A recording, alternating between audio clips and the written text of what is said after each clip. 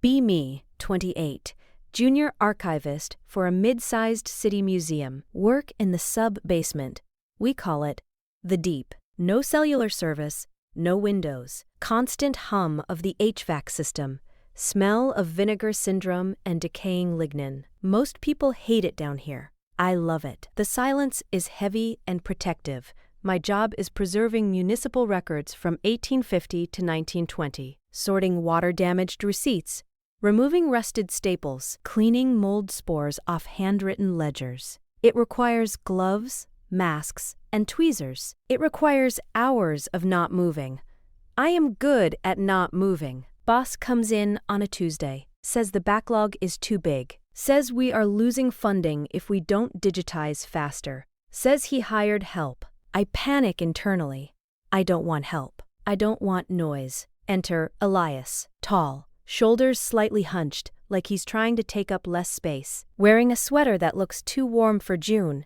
Even though it is always cold in the Deep, he has dark circles under his eyes. He holds a thermos like a shield. Boss introduces us. Elias nods. Doesn't offer a handshake. I appreciate that. Boss leaves. We are alone in the white-walled room. The HVAC hums. I point to the empty desk across from mine. That's your station. He nods again, sits down, takes out a notebook, aligns his pens perfectly parallel to the edge of the desk, puts on his cotton gloves, looks at me, waiting for instructions. I hand him a box of flood-damaged court records from 1912. Remove the staples, don't tear the paper, scan them. He starts immediately. No small talk, no questions, just the sound of metal prying at rust. This is acceptable. 2 weeks pass. We have spoken maybe 50 words, mostly past the scanner or boxes full. He is efficient. He moves with a strange precision, never knocks anything over, never scuffs his chair. He brings the same lunch every day. Turkey sandwich, green apple, black coffee. I eat in the break room upstairs. He eats at his desk with the lights off. I come back early one day, find him sitting in the dark, just staring at the wall. He doesn't jump when I enter, just puts his mask back on, turns on the desk lamp, back to work, routine established. 8 a.m. arrival, nod of acknowledgement. 8:15 a.m. work starts. 12 p.m. lunch. 12:30 p.m. work resumes. 5 p.m. departure. It is peaceful. October arrives. Rain starts and doesn't stop for a week. The Deep gets damp. The dehumidifiers are working overtime. It is loud. I have a headache from the noise. Rubbing my temples. Elias notices. He doesn't say anything. Gets up, walks to the main dehumidifier unit, kicks it in a specific spot. The rattling stops. Constant hum returns. He sits back down. I look at him. Thanks. He shrugs without looking up. Bearing was loose. First time he has spoken a full sentence in 3 days. November. We are working on a difficult batch. Charred police reports from a fire in 1905. The soot gets everywhere. We are wearing full Tyvek sleeves. I am struggling with a fused page. Can't separate it without tearing the ink. My hands are shaking a little. I feel frustration building in my chest. I hate damaging the history. Elias stands up. Walks around my desk. Stands behind my shoulder. Not touching. Just hovering. Let me. His voice is low. Scratchy from disuse. I slide the tray toward him. He leans in. I can smell him. Old paper and unscented laundry detergent. And something faint, like mint. He takes the tweezers. His hands are very large compared to the tools, but they are completely steady. He breathes out slowly, slides the microspatula under the char, 1 millimeter at a time. I watch his wrists. The tendons shift under the skin. He separates the pages. Perfectly intact. He slides the tray back, looks at me. His eyes are very gray. Proper heat fused the carbon. Need to approach from the corner. He goes back to his desk. My heart is beating fast, probably from the stress of the potential tear. December. It is freezing in the Deep. Building heating is failing. I am wearing fingerless gloves over my cotton gloves. It makes dexterity hard. I am shivering. Elias comes in. He is wearing a thick wool cardigan. He sees me rubbing my arms. He leaves the room. Comes back 10 minutes later. carrying a space heater from the break room. The one the secretary guards with her life. He plugs it in under my desk. She wasn't using it. He says it simply, like he didn't just steal from the office dragon. You'll get in trouble. He shrugs. I don't care. He sits down. The heat radiates up my legs. It is nice. I look at him. He is focused on a ledger. The tips of his ears are red from the cold outside. I feel a strange warmth in my chest. Must be the heater. January. The project deadline is approaching. We are working late. 7 p.m. The building is empty upstairs. Just us and the ghosts of bureaucrats. My stomach growls. Loudly. In the silence, it sounds like a gunshot. I blush. Elias stops working. You didn't eat lunch. It's not a question. I forgot. He opens his bag, takes out a Tupperware. Pasta. He walks to the microwave in the corner, heats it up, brings it to my desk, puts a plastic fork in it. Point, eat. That's your dinner. I had a big lunch. This is a lie. I saw him eat his sandwich. It was the same size as always. I take the fork. It is pasta with pesto. Homemade. Usually I hate pesto. This is good. We eat in silence. He sits on the edge of my desk while I eat, reading a book about structural engineering. He doesn't leave to go to his own desk. His knee is 2 inches from my elbow. I am hyper-aware of the distance. I finish the pasta. Thank you. He takes the container. Tomorrow bring food. He goes back to work. February. A pipe bursts on the floor above, water leaking down the wall. Not near the archives, thank God, but near the electrical panel. Lights flicker and die. Pitch black in the deep, absolute darkness. I freeze. I don't like the dark. My breathing hitches. I can't see my hand in front of my face. Elias? My voice sounds small. I'm here. His voice is right beside me. He must have moved instantly. I feel a hand on my shoulder, heavy, grounding. Stay still. Floor might be wet. He clicks on a lighter. Small flame illuminates his face. He looks calm. Shadows dance on the white walls. He moves the lighter so I can see. He guides me to the door. His hand stays on my shoulder. His thumb brushes my collarbone. Accidental. I trip over a box. He catches me. Arm around my waist. Pulls me upright. We are chest to chest for a second. I can feel his heartbeat through the wool cardigan. It is slow, steady. Unlike mine, he doesn't let go immediately. Okay? Yeah. He releases me. We walk out to the emergency stairwell. Emergency lights are buzzing. We sit on the concrete steps, waiting for maintenance. He sits 1 step below me, leans back against my knees, just resting his weight there. I don't move my legs. We sit like that for an hour, talking about the water damage protocols. It is the most we have ever spoken. He tells me he collects vintage radios. He likes fixing things that are broken. I look at the back of his neck. The hair is curling slightly. I have an urge to touch it. I clasp my hands together tight.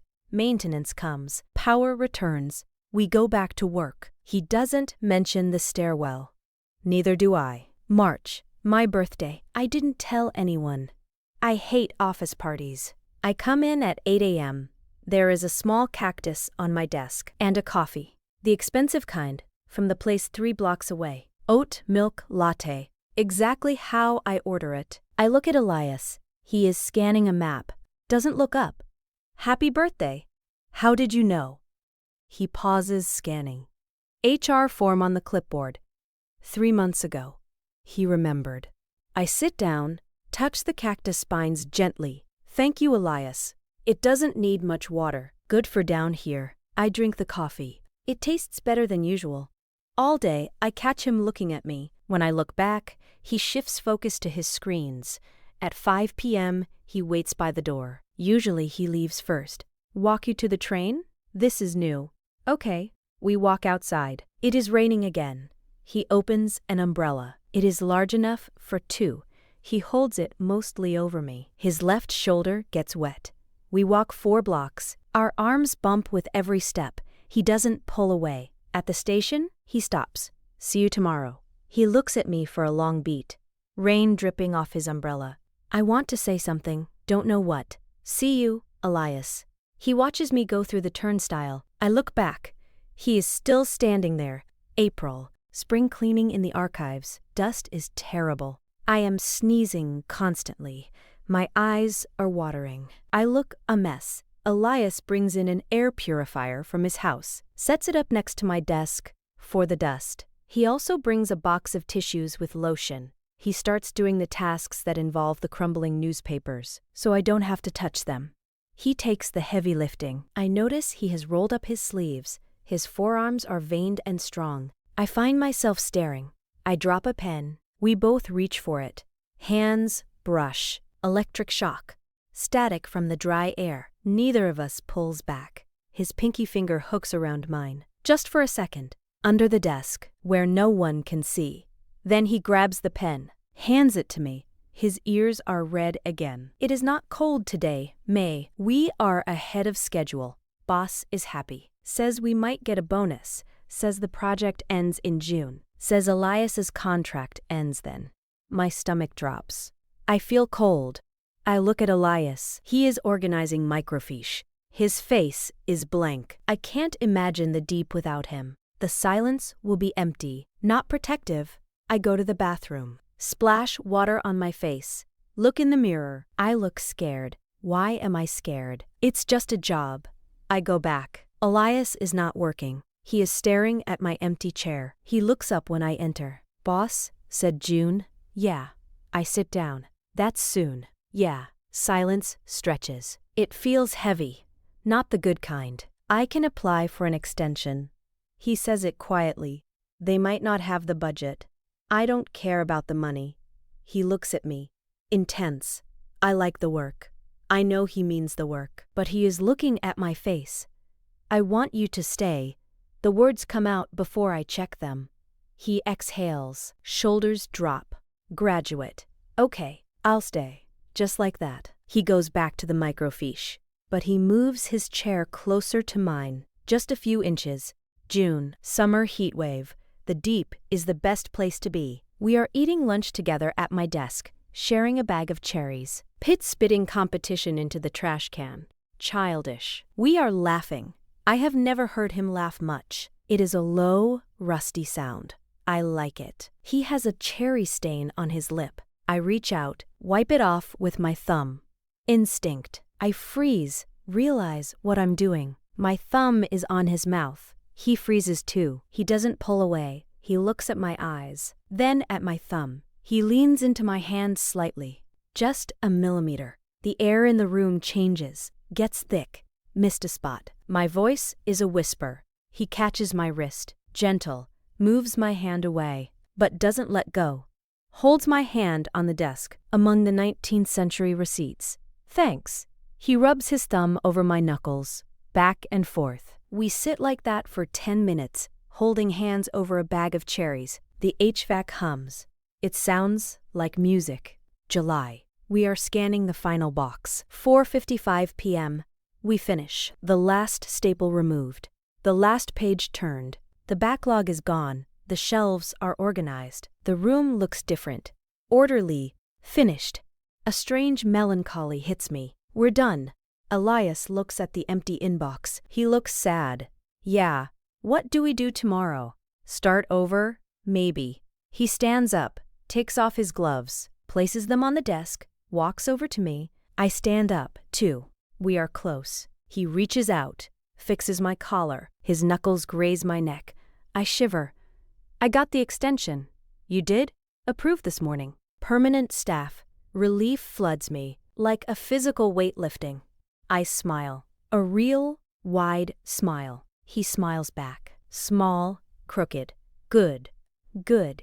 He hesitates, looks at the door, then back at me. Do you want to get dinner, not pasta?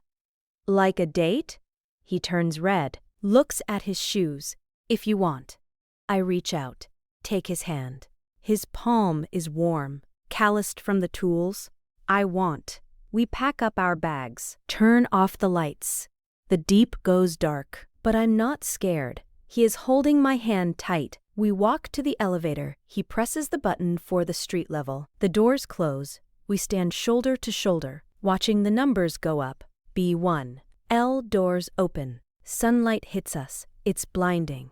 We step out together, into the noise of the city, but the silence is still there, between us. The good kind. We walk toward the restaurant. He doesn't let go of my hand. I squeeze back. It's going to be a good year. End of shift.